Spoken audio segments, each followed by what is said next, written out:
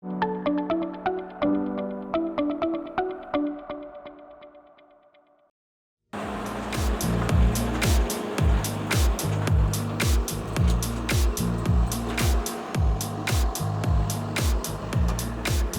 Simone. Buongiorno. Lui è il conduttore di questa azienda, Simone Arata.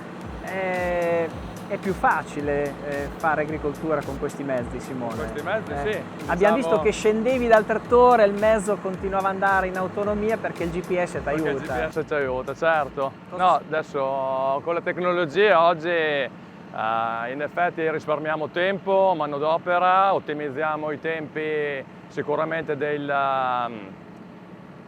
trapianto, che della raccolta, insomma tutte le fasi del pomodoro, e questa macchina automatica oggi ci dà veramente una mano incredibile. Simone, vedo che c'è una scelta particolare, quella di mettere i cingoli gommati anche in un'operazione di questo tipo, in una lavorazione di questo tipo. Sì, è una scelta che ho fatto 7 anni fa già, e quest'anno viene premiata in particolar modo perché comunque il calpestio di questa soluzione è veramente molto migliorativo rispetto alla gomma tradizionale.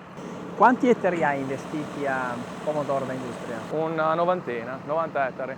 Quindi c'è un impegno importante e costante durante tutto l'anno, nel momento del trapianto come quello della raccolta. Certo, anche perché poi ho il vivaio dove faccio anche le piantine di autoproduzione, quindi diciamo che la stagione viene anticipata per me. Quindi fatto tutto in casa? Tutto in casa, trasporto dal vivaio al trasporto in fabbrica.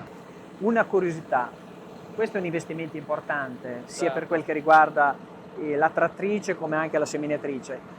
Cosa costa un mezzo di questo tipo come la trapiantatrice? Guarda, oggi una trapiantatrice automatica ha due robot, quindi stiamo parlando di una macchina modesta, perché comunque sono macchine, passiamo i 100.000 euro solo la macchina, la trapiantatrice. E quindi avete qualche supporto voi anche? Allora, sì, per fortuna Asipo con i piani operativi ci supporta. E su questo tipo di investimento abbiamo avuto il 50% 2 anni fa, e quindi è un aiuto sicuramente per lenire un po' queste spese che oggi sono veramente le spese di meccanizzazione sono quelle maggiori per l'azienda.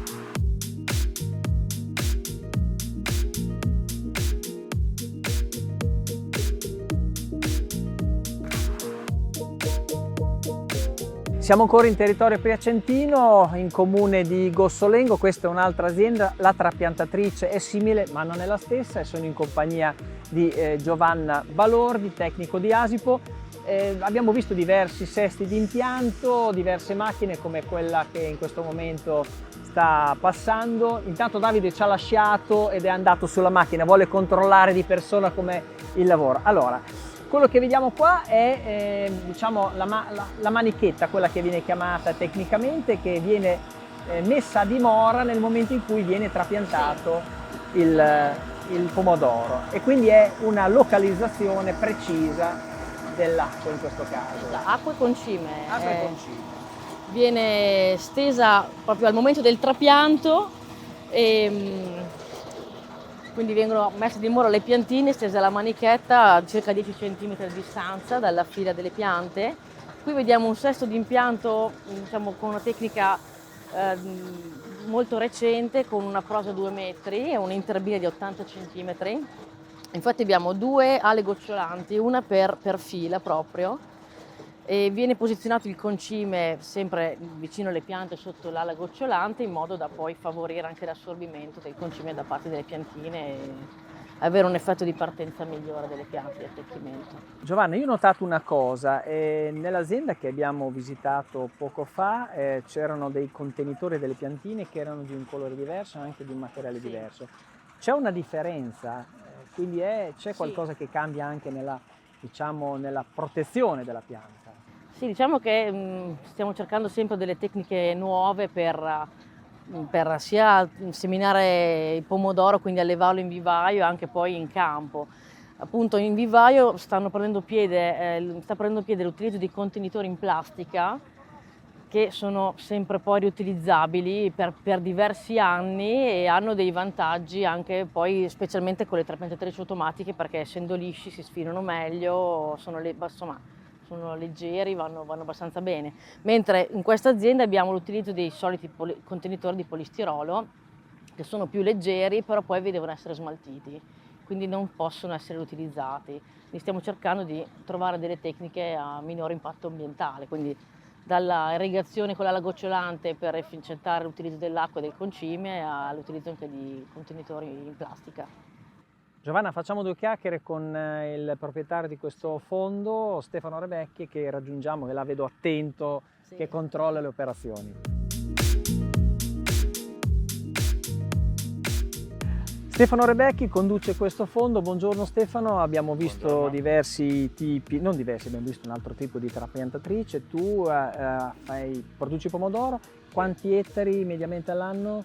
Sono intorno ai 130-140 ettari all'anno. Cioè una superficie importante che insomma giustifica anche una trapiantatrice di questo tipo. Ecco, la scelta di questa trapiantatrice deriva da che cosa? C'è una scelta tecnica anche? Sì, una scelta tecnica perché abbiamo cambiato il sesto di impianto da 1,50 m, siamo passati 2 metri, allora ero un po' indeciso, come mi sono confrontato con i tecnici di Asipo e mi hanno consigliato di andare in questa strada, e allora io poi pian piano ho fatto i miei pensieri e valutazioni e ho scelto questa strada. E adesso la stiamo toccando con mano, provando a vedere i benefici, tutto quello che può portare. Stefano, un'ultima domanda, siamo a conclusione della trasmissione.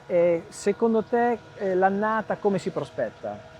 L'annata è molto difficile perché fino a ieri giravamo col cappotto e la cuffia, siamo al 30 di aprile e con i trapianti siamo molto indietro perché a causa di tutte le piogge che ci sono state, e quindi la vedo un'annata un po' particolare, difficile, problematica, perché tipo i primi trapianti che sono stati fatti sono molto in crisi, adesso incominciano a mettere il fiore, che la piantina non ha ancora sviluppato vegetazione, non ha fatto niente, e quindi è sotto stress, quindi non produrrà sicuramente le potenzialità che potrebbe avere. Insomma, l'augurio è che il meteo ci assista. Bravo. Bene, siamo veramente in conclusione. Allora ringrazio Stefano e ringrazio anche i tecnici di Asipo, Previati e anche Giovanna. Una piccola anteprima vi voglio dare: la prossima settimana ci sarà Macfruit, quindi sono 3 giornate dedicate all'ortofrutta. Noi saremo presenti con una diretta streaming sul posto, ma un'altra anticipazione sulla puntata che faremo la prossima settimana riguarda una novità, e soprattutto il Consorzio Tutela Vini Emilia ha ottenuto il contrassegno di Stato sulle bottiglie, quindi vuol dire tutelare maggiormente i nostri vini. Stiamo parlando veramente di milioni di bottiglie. Vi ringrazio, vi do appuntamento la prossima settimana. In sovraimpressione vedete tutti i nostri riferimenti.